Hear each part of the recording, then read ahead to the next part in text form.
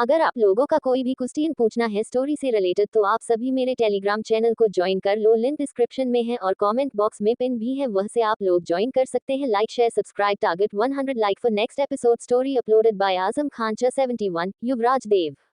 गुलाब बढ़ता दिल गुलाब हैप्पी स्माइलिंग फेस रीडिंग गुलाब बढ़ता दिल गुलाब। वैसे तो इसको रानी सा अपने बेटे को लाड लड़ा रही थी, लेकिन उनका वह एरोगेंट और अलायंस लोग अभी भी उनके चेहरे पर था। मगर उनका प्यार गलत नहीं लग रहा था, वह सचमुच ऐसा लग रहा था कि एक माँ बेटे प्यार कर रहे हैं। माँ बेटे का रिश्ता रानी सा और देवेश के रिश्ते से काफी अलग लग रहा था। अब महारानी ने उसे कहा था वेद के साथ खेलने को, तो मैं कैसे मना कर सकती थी, इसलिए उसे सुनना चाहते हैं। और एक फिक्सी स्माइल करती है। जब हमारा ने हाँ किया तो वेद खुशी से उछल पड़ा और ताली बजाते हुए खाने लगाओ चाचा मान गई, चाची बहुत अच्छी है, चाचा बहुत अच्छी है, चाचा मान गई, यू आर द बेस्ट चाचा, आई लव यू।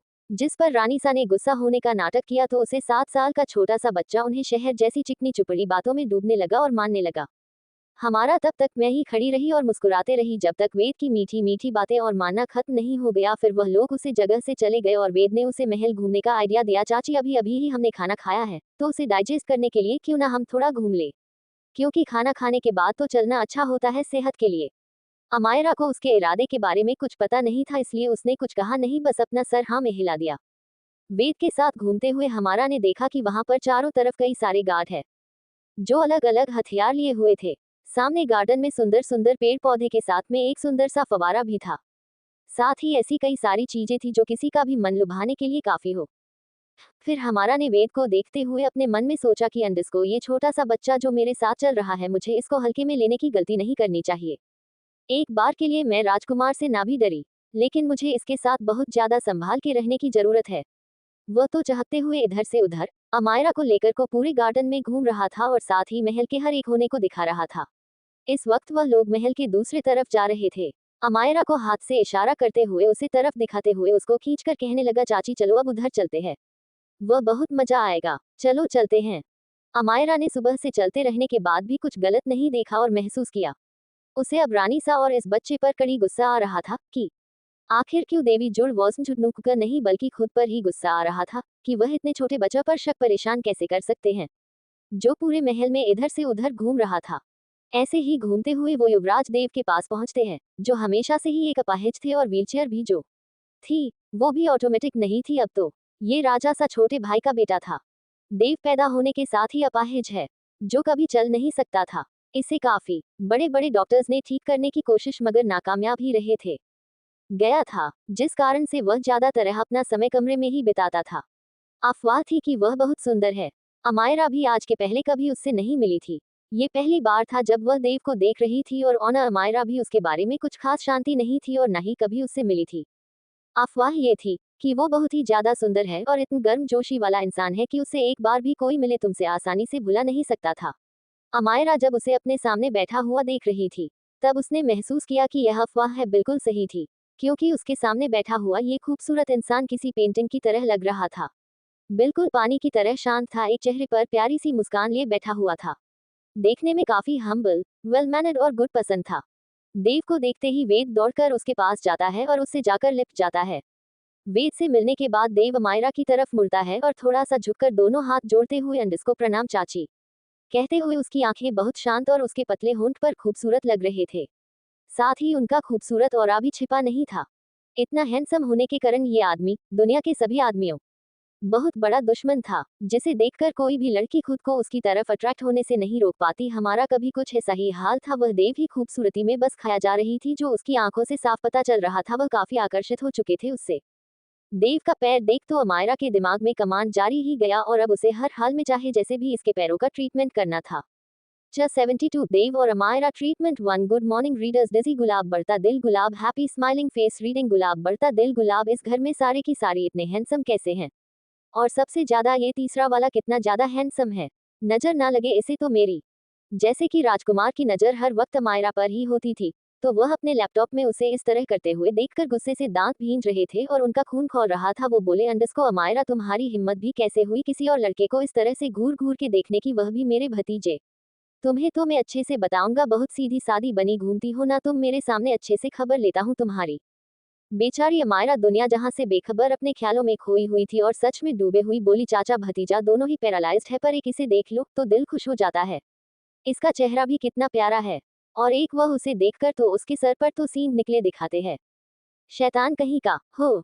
जब देव ने अमायरा को सोच में डूब हुए देखा तो उससे पूछा, अंडस्को चाची आप यहाँ ऐसे क्यों खड़े हैं, कहाँ जाना चाहती है? अगर आप चाहे तो मैं भी आपको महल घूमने में हेल्प कर सकता हूँ। देव की इस बात पर वेद ने बीच में ही कूदते हुए मुस्कुराकर कहा, अंडस्को भाई मैं और चाची महल में घूम रहे थे और गलती से इस साइड आ गए। हम जाने ही वाले थे कि उससे पहले ही आप हमें यहाँ मिल गए। अमायरा इस बिद्दी की बातें सुनकर हैरान हो जी खुद को घूरने से नहीं रोक सकी। उसने मन ही मन सोचा, यह एक छोटा बच्चा है और इसे कितनी बातें बनाने आते से जानबूझकर मुझे यहाँ लेकर आया और कितना झूठ बोल रहा है और यह बातें बना रहा है। जैसे मुझे समझ नहीं आता कि ये शैतान मुझे ये दिखाने लेकर आया था कि देख लो तुम्हारे पति की हालत भी इसके जैसे ही है। हे भगवान, अब क्या क्या दिन देखना बाकी है। अब इसके जैसे बच्चे भी मुझे चिढ़ाएंगे। देव ने अमायरा की ओर देखकर कहा, अंडस्को वह मैं माँ के पास जा रहा था, क्या आप लोग भी चलेंगे मेरे साथ? इस पर हमारा ने कुछ उत्तर नहीं दिया और बस ऐसे ही खड़ी रही। लेकिन वे ताली बजाते हुए चहक कर बोला, अंडस्को अरे वाह भाई, आपको घूमना फिरना चाहिए, ये तो आपके लिए बहुत अच्छा है। आपको पता है चाचू भी आपके जैसे हालात में है, वह भी व्हीलचेयर पर है, लेकिन फिर वह तो घूमते फिरते रहते हैं। मैंने तो ये भी सुना है बड़े भाई से कि वह अपना इलाज वर्ल्ड के बेस्ट डॉक्टर से मिस्टर गुलाटी से करा रहे हैं। जब उनके पैर ठीक हो जाएंगे ना तो मैं उनसे रिक्वेस्ट करूंगा कि वह आपको भी ठीक कर दे ताकि आप भी वर्ल्ड टूर पर जा सके, क्योंकि आप दोनों की कंडीशन तो सेम ही है ना। वेद ऊपर से तो चिंता करते हुए दिख रहा था ये सब बोलकर, लेकिन अंदर ही अंदर उसे इन सब चीजों की कोई परवाह नहीं थी। मगर अमायरा जो उसके पास ही खड़ी थी वह सारी बातें समझ रही थी और इस बच्चे को खा जाने वाली नजरों से देख रही थी। वह समझ चुकी थी कि यह बच्चा काफी खतरनाक है। वह साफ देख रही थी कि देव को भी वेद की यह बात कहना कि आप और चाचू दोनों व्हीलचेयर पर एक ही जैसी हालत में बोलना बिल्कुल पसंद नहीं आया, लेकिन उसने कुछ कहा नहीं। इधर उसके मेडिकल सिस्टम ऑर्डर दे दिया था कि उसे अपना पेशेंट मिल गया है तो अब उसे इलाज करना शुरू कर देना चाहिए, लेकिन प्रॉब्लम यह थी कि वह महल के अंदर ऐसे कैसे उनका इलाज कर सकते हैं। आह। अमायरा अभी भी अपनी सोच में बस ऐसे ही खड़ी थी और कोई एक्शन नहीं ले रही थी, इसलिए उसके मेडिकल सिस्टम में भी उल्टी गिनती चालू हो गई थी। 10, 9, 8। अमायरा के चेहरे के भाव तुरंत बदल गए। अब अगर उसने अब जल्दी से इलाज शुरू नहीं किया तो उसकी मौत भी हो सकती थी। उसे उसकी इस बार की सजा थी। अभी बार उसके पास केवल 10 मिनट थे। देव और वेद भी आपस में बातें कर रहे थे, लेकिन देव अमायरा के ऊपर ध्यान देना नहीं भूला। जैसे उसने देखा कि अमायरा के चेहरे के भाव बदल रहे हैं तो उसकी आंखें गहरी हो गई और चेहरा चिंता से डूब गया। वह काफी दयालु लग रहा था और उसने तुरंत आवाज लगाते हुए कहा, अंडस्को चाची चाची, क्या हुआ आपको, क्या हुआ? ये कितना काइंड हार्टेड है यार। इन पापी खड़ूस और जल्लादों के परिवार में ये देवता जैसा इंसान कैसे पैदा हो गया? लेकिन इस वक्त उसके पास समय नहीं था, इसलिए उसने नाटक किया और अपने आईब्रो उचका दी और अपने को दबाते हुए थोड़ा तेज से बोली, अंडस्को आह मेरा पेट बहुत तेज दर्द हो रहा है मुझे, अब मुझे फौरन जाना पड़ेगा। वेद ने जब अमायरा के चेहरे को देखा तो घबराकर उदासी से बोलने लगा, अंडस्को चाची आपके पेट में दर्द हो रहा है, मैं ही खाने के बाद आपको तुरंत महल घूमने के लिए लेकर आ गया था, यही कारण है कि आपका पेट में दर्द हो रहा है। मैं कितना बुरा बच्चा हूँ ना। आई एम सॉरी चाची, ये सब मेरे वजह से हो रहा है। ये सब बोलने के बाद वेद गर्दन झुकाए देव तरफ देखने लगा। देव इन सब चीजों से दूर रहना चाहता था और मुसीबत में पड़ने के तो बिल्कुल मूड में नहीं था, इसलिए वेद की हरकतें देखकर उसे भी अंदर ही अंदर गुस्सा आ रहा था। लेकिन जब उसने अमायरा का पीला पड़ा चेहरा देखा तो उसे बोले बिना नहीं रह गया और बोला, अंडस्को चाची मुझे लगता है कि आपको तुरंत आराम करने की सख्त जरूरत है, तो क्या आप मेरे रूम में जाकर आराम करना चाहेंगे? इतना बोलते ही उसने सोचा कि कहीं हमारे उसकी बातों कोई गलत मतलब ना निकल ले, इसलिए उसने आगे जल्दी से कहा, अंडस्को देखिए चाची आपको ज्यादा तकलीफ हो रही है और मेरा रूम यहाँ से बस कुछ ही कदम की दूरी पर है, इसलिए आप चाहे तो मेरे रूम में आराम कर सकते हैं। देव की बातों पर वेद ने जोर से अपना सर हाँ में हिलाते हुए बोलने लगा, अंडस्को हाँ चाची देव भाई ठीक कह रहा है, आपको उनकी कमरे में जाकर आराम कर लेना चाहिए, क्योंकि आपका रूम यहाँ से काफी दूर है और आप आराम करेगी तब तक मैं डॉक्टर को बुला कर लाता हूँ। जल्दी जल्दी इतना बोलकर एक भी सेकंड गवाए बिना वो तो वहां से भाग गया और उसके गार्ड उसे आवाज देती ही रह गए। वेद के इतने तेज एक्शंस को देखकर अमायरा को हैरानी होने लगी। एक छोटा सा बच्चा इतनी तेज कैसे हो सकता है? ये कुछ तो गड़बड़ चल रहा है। मगर अब जब वह उसके लिए एक डॉक्टर को ढूंढने गया ही था तो अमायरा ने देव के रूम में जाकर आराम करना ही बेहतर समझा। अब जब अमायरा उसके कमरे में जा ही रही थी तो वह उसे ऐसे अकेले छोड़कर नहीं जा सकता था, जबकि उसकी तबीयत ठीक नहीं थी। इसलिए उसने अपने गार्ड से कहा, माँ को कह दो कि मैं थोड़ी देर में आऊंगा, किसी जरूरी काम में बिजी हूँ अभी। फिर वह दोनों देव के कमरे में गए और अमायरा कमजोर होने का नाटक करते हुए शर्मिंदा होकर बोली, अंडरस्कोर देव, मुझे खेद है कि मैंने तुम्हें परेशान किया। I am really sorry. कहने के बाद उसने सिर ऐसे झुका लिया मानो कितनी शर्मिंदा हो। फिर वहां खड़ी मेज से गर्म पानी ले लिया और घुट घुट करके पीने लगी। देव ने माहौल को थोड़ा लाइट करते हुए रिस्पेक्टफुली कहा, अंडरस्कोर अरे चाची, आप कैसी बातें कर रही है। ये तो मेरा फर्ज था। अगर चाचू को पता चला कि आप मेरे साथ थी और आप इतनी तकलीफ में थी, इसके बावजूद भी मैंने आपकी मदद नहीं की, तो चाचा मुझे मारकर मेरे टुकड़े टुकड़े कर देंगे। और मैं इतनी जल्दी मरना नहीं चाहता। भगवान बचाए उनसे तो। देव की बातें सुनकर हमारा जोर से हंसने लगी और उसने लापरवाही से कप नीचे रख दिया। और मैं ही मन सोचने लगी कि वह कैसे देव से उसके पैरों के बारे में पूछे, क्योंकि उसका मेडिकल अलार्म चालू था और अब उसके पास सिर्फ 3 मिनट बचे थे देव का इलाज शुरू करने के लिए। वो उसके पैरों के बारे में पूछना चाहती थी, लेकिन उसे समझ नहीं आ रहा था कि उसके पैरों के बारे में कैसे पूछे और कहां से शुरू करें, और जिससे वह परेशान हो गई। लकीली देव ने ही बात की पहल की और बोला, अंडरस्कोर चाची, अब आप कैसा फील कर रही है। डॉक्टर को आने में देर लग रही है, तो अगर आप चाहे तो मैं मैथ से कहकर आपके पेट की मालिश करवा देता हूँ। अमायरा, जो काफी देर से देव के पैरों को ही घूर रही थी, उसने उन्हें घूरते हुए ही कहा, अंडरस्कोर नहीं नहीं, मैं बिल्कुल ठीक हूँ, इसलिए कोई जरूरत नहीं है। मगर अमायरा के इस तरह से घूरने से देव को अनकंफर्टेबल फील हो रहा था। अनटाइटल्ड चैप्टर, गुलाब बढ़ता दिल गुलाब, हैप्पी स्माइलिंग फेस रीडिंग, गुलाब बढ़ता दिल गुलाब। देव, आपकी चाची को मेडिसिन की थोड़ी नॉलेज है, तो क्या आप अपने पैर मुझे दिखा सकते हैं।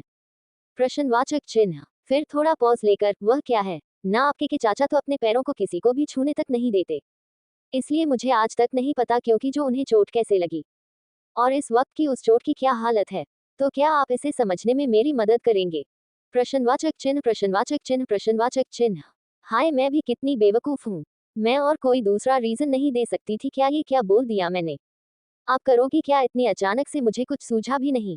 ये देवता का मुझे मना ही कर देगा। अब क्या करूं मैं। लेकिन हमारा की उम्मीद से बिल्कुल उलट देव ने अपना सिर हिलाते हुए कहा, ठीक है चाचा, आप मेरे पैर की जांच कर सकती है। हमारा क्या क्या चमक उठी, उसके पास सिर्फ 20 सेकंड बच्चे थे, क्या सच में मैं कर सकती हूँ। देव मुस्कुराया और उसने कहा, चाचा जी, जब आपको कोई दिक्कत नहीं है तो मुझे क्या दिक्कत हो सकती है। आराम से चेक करिए मुझे। अमायरा चाची, मैंने माँ भगवान को धन्यवाद देते हुए और देव को दुआ देते हुए बोलने लगी, आपको बहुत बहुत धन्यवाद भगवान जी।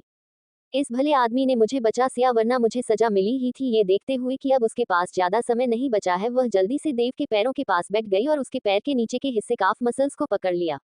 जब जब उसने काफ हिस्से को दबाया चेक किया तो उसे पता चला कि वह अच्छी शेप में है। इसका मतलब कि देव अपने पैरों का ख्याल रखता था, जिसे पता चलता है कि उसे इस हिस्से में ज्यादा तकलीफ नहीं है। अब उसके पैर के काफ फर्नीचर में कोई तकलीफ नहीं थी, तो अमायरा ने भी अब घटना चेक करना शुरू किया। उसके पैर की उसके पर पूरी तरह से बेजान हुई हालत में पड़े हुए थे, जिसमें उसे कुछ फील नहीं हुआ। यही कारण था कि उसे कोई शर्मिंदगी भी महसूस नहीं हुई। और अमायरा भी कुछ ऐसी जगह ज्यादा नहीं छू रही थी। और देखते ही देखते हमारे को भी पता नहीं चला कि वह कितनी सीरियसली अपना काम करने लगी थी। इस वक्त उसका चेहरा उसकी गंभीर चेहरा आरुष के गंभीर चेहरा से मिल रहा था।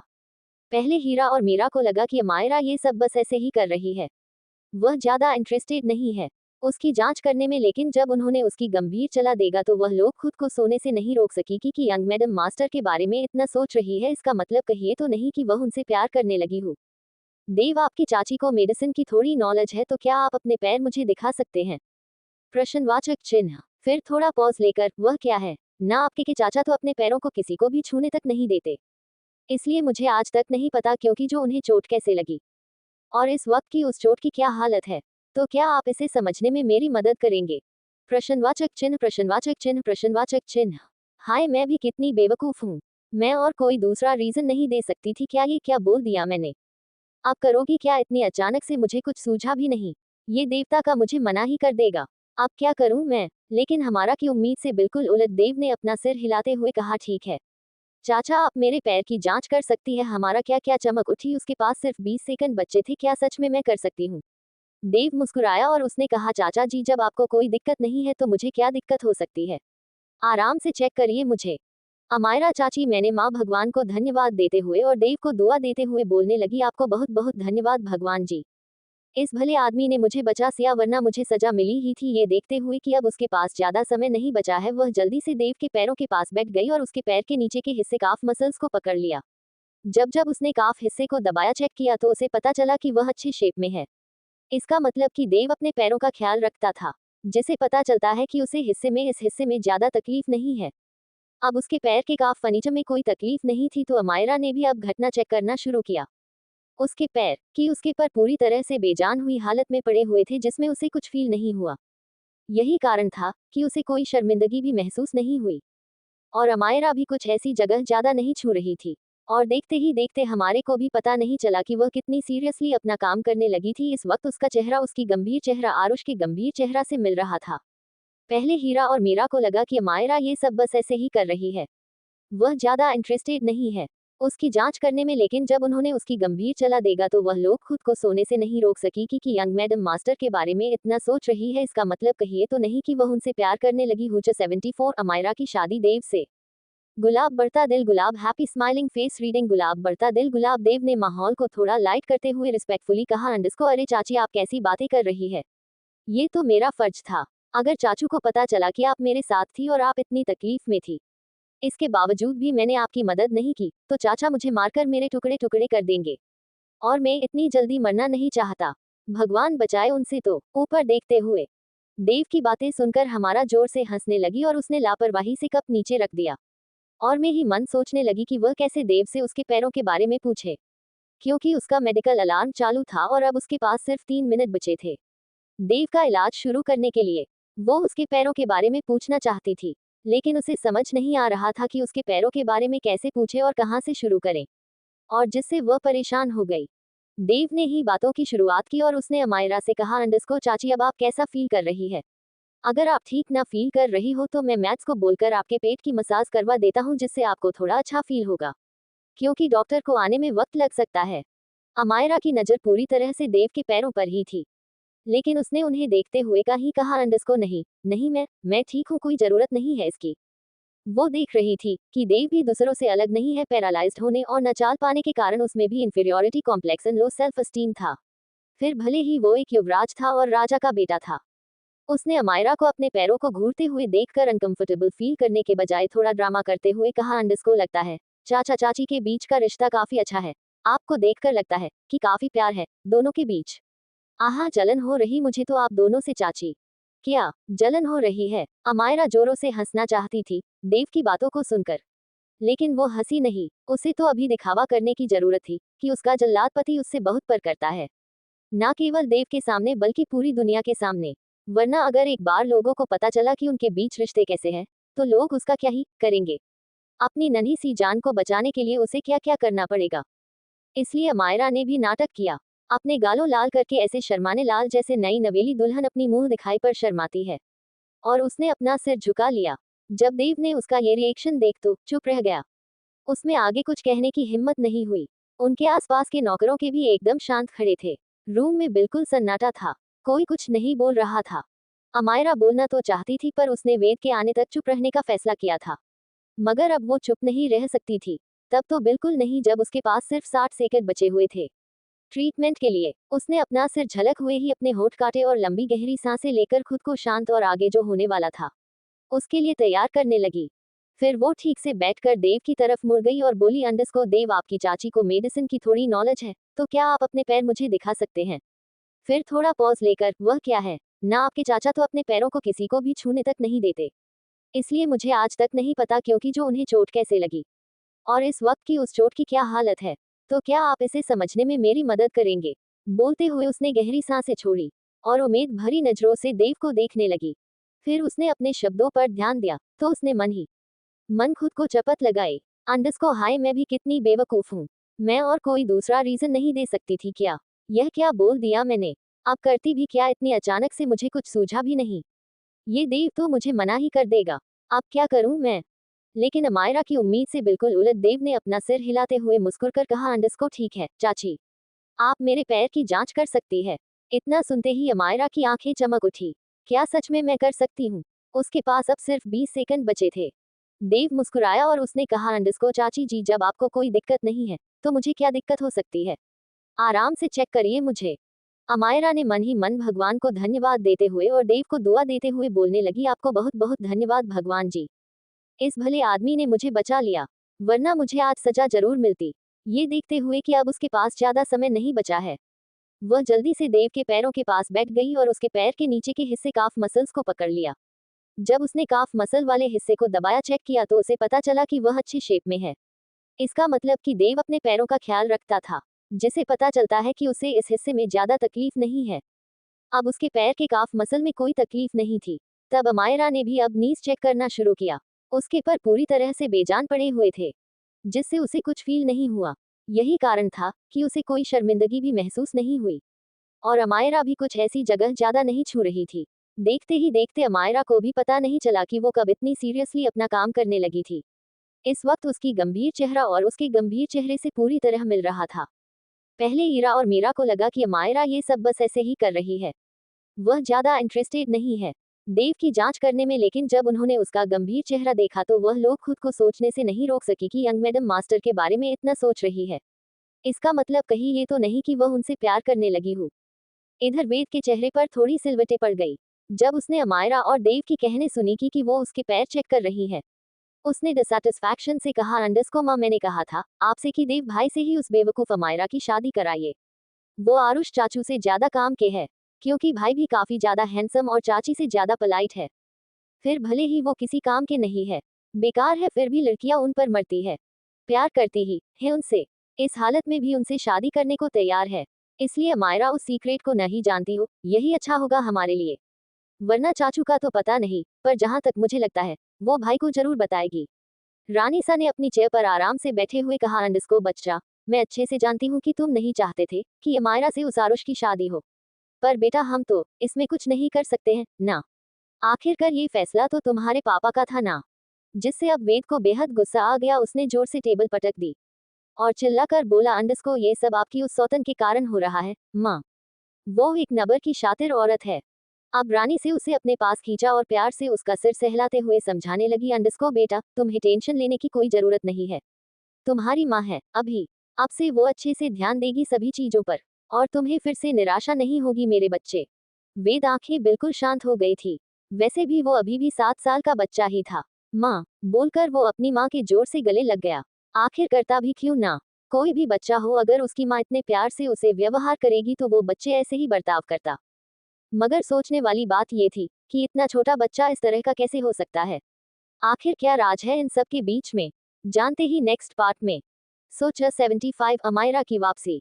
गुलाब बढ़ता दिल गुलाब, हैप्पी स्माइलिंग फेस रीडिंग गुलाब बढ़ता दिल गुलाब। अब रानी से उसे अपने पास खींचा और प्यार से उसका सिर सहलाते हुए समझाने लगी, अंडस्को बेटा, तुम्हें टेंशन लेने की कोई जरूरत नहीं है।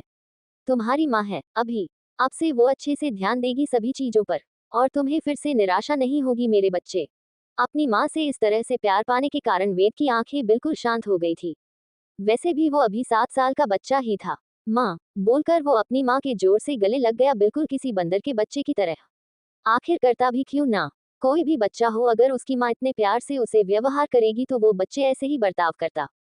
देव के पैर जरा भी श्रंक नहीं हुए और उसे कोई परेशानी भी नहीं हुई। फिर भी वह किसी आम इंसान की तरह चल नहीं पा रहा था। यही सबसे बड़ी प्रॉब्लम थी। वैसे तो अमायरा ने अपना ट्रीटमेंट कंप्लीट कर लिया था, लेकिन किसी कारण से वह अभी भी नहीं समझ पा रही थी कि देव के साथ गड़बड़ क्या है। क्या प्रॉब्लम है इसकी जो ये चल नहीं पा रहा है, क्योंकि उसका पैर तो बिल्कुल ठीक था। जब देव ने अमायरा का परेशान चेहरा देखा तो उसने अपनी भौहें चढ़ा ली और वह पूछे बिना नहीं रह सका और बोला, अंडस्को क्या हुआ चाचा, क्या प्रॉब्लम है, कुछ गड़बड़ है क्या। जब मेडिकल सिस्टम ने अमायरा को इन्फॉर्म किया कि डायग्नोसिस खत्म हो गया है, तब हमारा ने अपने हाथ पीछे खींच लिए और देव की तरफ देखकर बोली, अंडस्को आह कुछ नहीं, वह मुझे तुम्हारे पैर को देखकर कुछ अजीब सा लग रहा है। देव ने संदेह करते हुए हमारा से पूछा, अंडस्को क्या सच में कोई दिक्कत नहीं है, तो फिर मैं चल क्यों नहीं पता। ये बात तो किसी से नहीं छुपी थी कि राजासा की पहली पत्नी के बेटे का पर में प्रॉब्लम थी, इसलिए उसे सिंहासन पर बैठने का मौका नहीं मिल सकता था। लेकिन फिर भी उसे राजासा से ग्रेस मिलता था, जिस कारण से राजासा उसके पैर ठीक करवाने के लिए कई सारे अलग अलग डॉक्टर को बुलाया था और चेकअप कराया था। लेकिन दुर्भाग्य से चाहे वह कितने भी फेमस डॉक्टर को क्यों ना बुला ले, मगर देव पैरों का इलाज नहीं हो पा रहा था।